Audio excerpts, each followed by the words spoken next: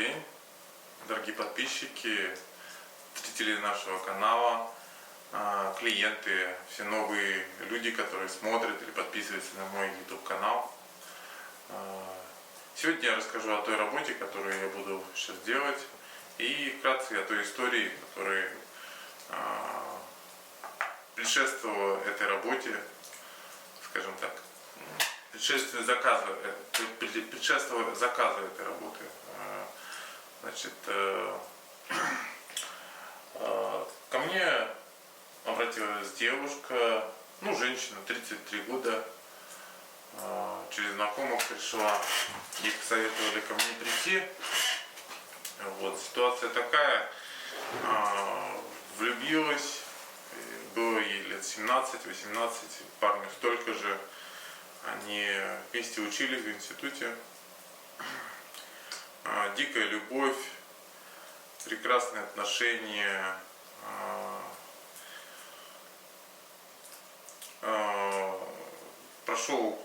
познакомились в институте, начались отношения достаточно серьезные, встречались почти год, потом свадьба, ребенок, и постепенно отношения начали спускаться, рутина началась, грубо говоря, люди просто начали друг с другом жить, и сексуальная составляющая, в том числе из-за женщины и, наверное, из-за мужчины, потерялась на 3-м или 4-м годе отношений. Люди жили, воспитывали детей, все прекрасно, секс раз в месяц, может быть, пару раз в месяц. У каждого своя жизнь, почти нету общения, нету интересов друг к другу, есть только заботы и обязательства. Женщина потерялась в ребенке и стала меньше уделять меньше внимания своему любимому мужчине, стала ему, скажем так, отказывать в близости. И постепенно отношения спускались на нет. У них была подруга, у нее была подруга с самого детства почти, они дружили. И когда она начала встречаться с парнем, они тусили вместе все втроем отдыхали, втроем ездили отдыхать, проводили вместе время, вместе общались. Подруга ночевала у них дома постоянно.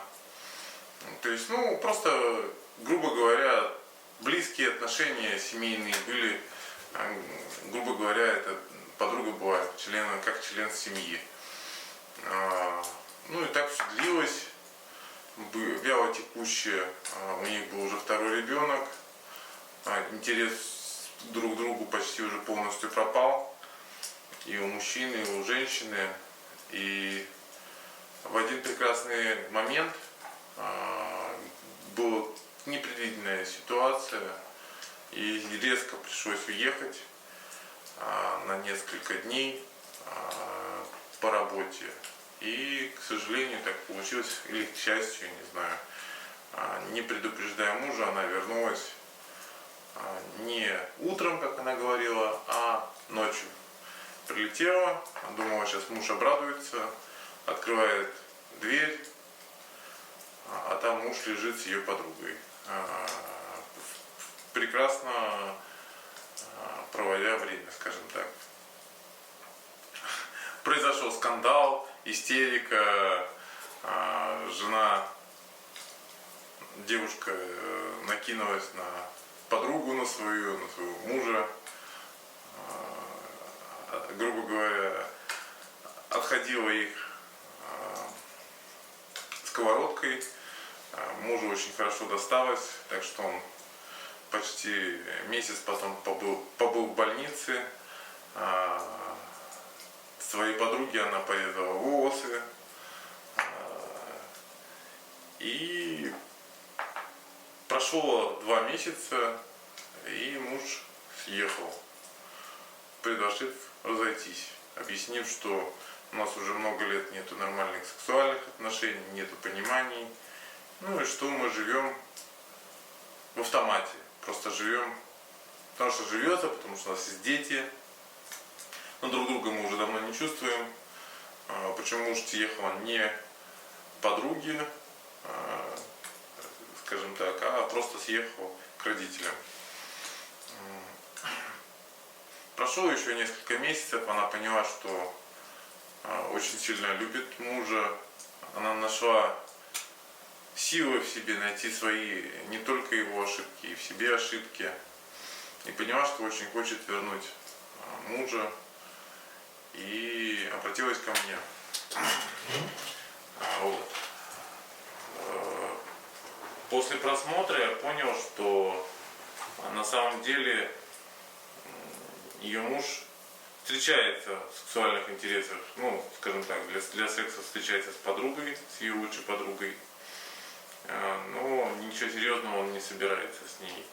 Ну, то есть у него нету там сильной влюбленности, ему просто было не хватало сексуальной жизни в семье, но и общения и понимания его как мужчины. То же самое не хватало женщине. Это я к тому, в том числе говорю, что мужчины и женщины это две разные планеты. И то, что кажется, что мужчина что-то делает, это не значит, что этой женщине нужно. И также наоборот. Если женщина стирает, готовит, убирает, но нету близости ни сексуальной, ни человеческой, то это не значит, что это нужно мужчине. Можно не готовить, не стирать, не убирать, делать это по минимуму, но душевная близость, если есть, и нормальные сексуальные отношения, то семья сохранится. То есть какие-то вещи, которые, к сожалению, мы считаем за данность, они не очень нужны в отношениях. Так что вот так вот. В данном случае я буду делать приворот и отворот от этой девушки, потому что он уже привык, казалось, что он с лучшей подругой в сексуальных отношениях больше 3 лет. Вот такая оказалась предательница лучшая подруга, так что мой вам совет: не впускайте в семью лучших друзей, я имею поодиночке, не пар, лучших друзей, и с женской стороны, и с мужской. Пара это должна быть пара, и третий всегда лишний. И поэтому задумайтесь об этом. Очень часто приходят женщины с проблемами, когда муж уходит к лучшей подруге. Очень часто такое происходит. И очень часто приходят мужчины, когда к лучшему другу уходит его жена или любимая девушка. Именно из-за того, что мы мало уделяем внимания, а наш друг, предположим, засмотрелся на вашу вторую половинку, вы можете потерять и друга, и любимую девушку или жену, и наоборот. Так что подумайте.